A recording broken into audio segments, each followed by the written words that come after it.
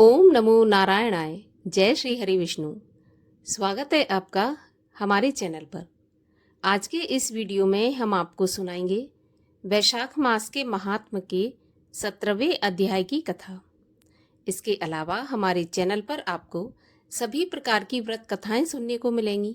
तो सभी व्रत कथाएं सुनने के लिए और हमसे जुड़े रहने के लिए हमारे चैनल को सब्सक्राइब करके बेल आइकन पर प्रेस कर दीजिए। और आज की कथा अच्छी लगे तो एक बार लाइक करके और शेयर भी कर दीजिए। तो चलिए अब हम सुनते हैं वैशाख मास के महात्म के 17वें अध्याय की कथा। 17वें अध्याय में ऋषि पुत्र दंतिल और कोहल का श्राप का मुक्त होना बताया गया है।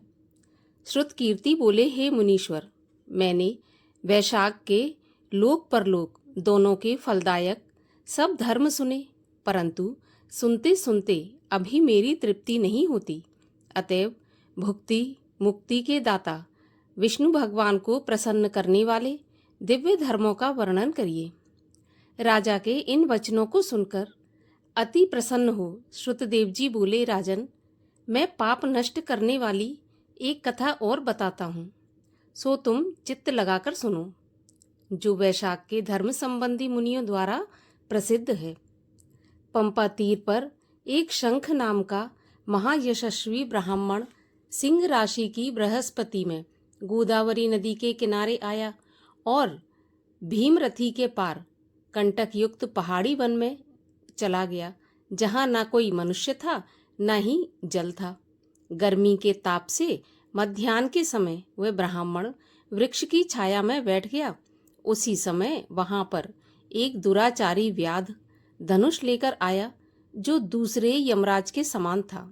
उसने ब्राह्मण को बांधकर उसके सूर्य के समान चमकते हुए कुंडल, जूता, छत्र, रुद्राक्ष की माला तथा कमंडल आदि सब छीन लिए और फिर उसे छोड़कर बोला, जा, चला जा।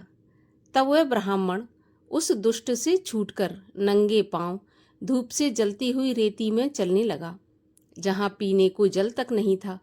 पांव जलने से बहुत व्याकुल हो गिरता पड़ता कहीं बैठकर हाय हाय करने लगा, जिसको सुनकर वह व्याध शीघ्र ही उसके पास आ गया और मुनि को दुखी एवं व्याकुल देखकर उस पाप बुद्धि के हृदय में दया उत्पन्न हुई और नई जूती के बदले उसने उस ब्राह्मण को धूप से जल रहे पांवों की रक्षा के लिए अपनी पहनी हुई पुरानी जूती दे दी। उन जूतों को लेकर ब्राह्मण अत्यंत सुखी हो व्याध को आशीर्वाद देने लगा कि तू सुखी हो, तूने वैशाख में जो ये दान दिया है, इससे तेरे पुण्य उदय हो, जिनके प्रभाव से विष्णु भगवान भी प्रसन्न हो जाते हैं। ऐसे वाक्य सुनकर व्याध अत्यंत विस्मित हो ब्राह्मण से बोला, हे महाराज, मैंने आपकी वस्तु ही आपको दी है, भला इसमें मेरा क्या पुण्य है? हे ब्राह्मण, आपने जो वैशाख की प्रशंसा की है, तो वैशाख धर्म क्या है, उसका फल क्या है और ये हरि कौन है, सो आप मुझे बताइए। व्याध के ऐसे वचन सुनकर शंख मुनि प्रसन्न हुए और वैशाख की प्रशंसा करने लगे कि सभी धर्मों का फल तो जन्म जन्मांतर से मिलता है, परंतु वैशाख में इस पापाचारी, दुर्बुद्धि, दुरात्मा, लुब्धक व्याध ने जूती का दान किया है, जिसके प्रभाव से इसकी सद्बुद्धि हो गई है। संपूर्ण दान, तप, बड़े बड़े यज्ञ करने से तथा गया, गंगा, प्रयाग, पुष्कर, केदारनाथ, कुरुक्षेत्र, प्रभास, गोदावरी, कृष्णा, सेतुबंध, रामेश्वर, कावेरी आदि तीर्थ यात्रा करने से विष्णु भगवान इतने प्रसन्न नहीं होते जितने वैशाख धर्म का निरूपण करने वाली कथा रूपी नदी में स्नान करने से प्रसन्न होते हैं। इस माधव मास में जो कर्म थोड़े से धन से सिद्ध होते हैं, वह बहुत खर्च करने अथवा दान या धर्म यज्ञों के करने से सिद्ध नहीं होते। इस मास में ताप नाश करने वाली पादुका तूने मुझे दान में दी है, जिससे भगवान तेरे ऊपर प्रसन्न हो गए हैं। अब तुझे कल्याण की प्राप्ति होगी। जब मुनीश्वर ऐसा कह रहे थे, उसी समय मृत्यु द्वारा प्रेरित एक बड़ा बलि सिंह व्याध के वध के लिए आया। क्रोध कर दौड़ता हुआ आया। वह बीच में ही देवयोग से देव कल्पित हाथी को देखकर पहले उसको मारने का महान उद्योग करने लगा। फिर उन दोनों सिंह तथा हाथी में घोर संग्राम हुआ, जिससे वे लड़ते हुए थककर जमीन पर गिर पड़े और दोनों एक दूसरे को पड़े पड़े देखते रहे।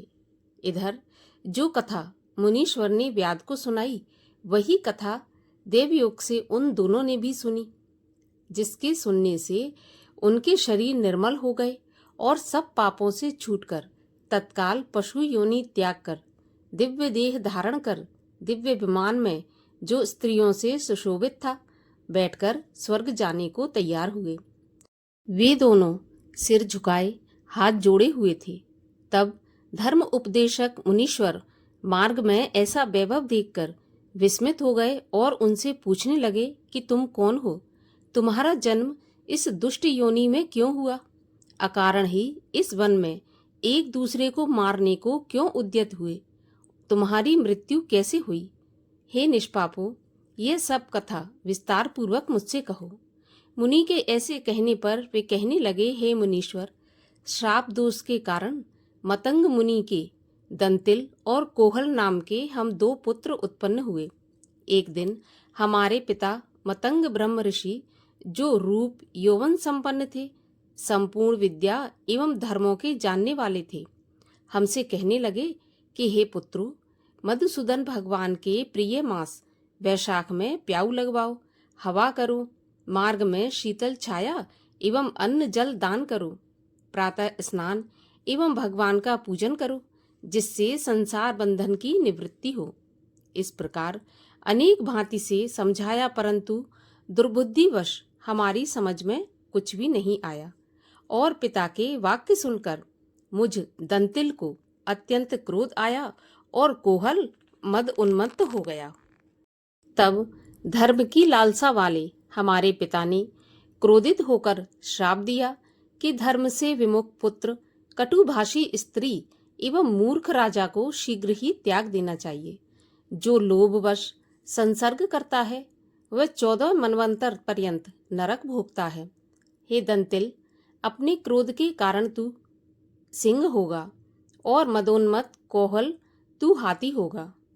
जब हम दोनों बहुत दुखी होकर श्राप की निवृत्ति के लिए प्रार्थना करने लगे, तब पिता ने श्राप का मोक्ष का उपाय बताया कि तुम दोनों पशु योनि पाकर थोड़े दिन पीछे एक दूसरे को मारने के लिए उद्यत होगे। उसी समय व्याध और शंख मुनि का वैशाख धर्म विषय का संवाद देवयोग से तुम्हारे कानों में पड़ जाएगा। उसी क्षण तुम्हारी मुक्ति हो जाएगी और श्राप से छूटकर पूर्व रूप धारण कर मेरे पास निवास करोगे। पिता के ऐसे श्राप से हमको पशु योनि मिली और देवयोग से यहाँ एक दूसरे की वध की इच्छा से चले आने पर आपका दिव्य संवाद सुना, जिसके प्रभाव से तत्काल हमारी मुक्ति हो गई। इस प्रकार सब कथा कह दोनों ने मुनि को नमस्कार किया और मुझसे आज्ञा लेकर अपने पिता के पास चले गए। ये सब कथा दयानिधि मुनि ने व्याध को सुनाई। देखो वैशाख का कैसा महात्म्य है। जब मुनि ने इस प्रकार उससे कहा, तब व्याध अपने शस्त्र फेंककर कृपालु प्रबल बुद्धि ऋषि से कहने लगा। इस प्रकार 17वें अध्याय की कथा का यहीं पर समापन होता है। इसके आगे व्याध और मुनि के बीच क्या संवाद हुआ, इसके बारे में कथा सुनेंगे हम 18वें अध्याय में।